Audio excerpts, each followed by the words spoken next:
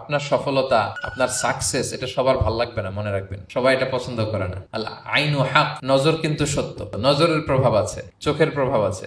এজন্য কারো ভালো কিছু দেখলে মাশা আল্লাহ বলবেন, আল্লাহর দিকে ফিরিয়ে দিবেন ওটার কল্যাণ। কি বলবেন?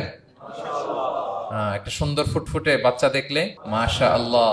কারো সফলতা দেখলে, কারো ফার্মে গেলেন, বাগানে যেয়ে দেখলেন ফল মূল ভর্তি, কি বলবেন?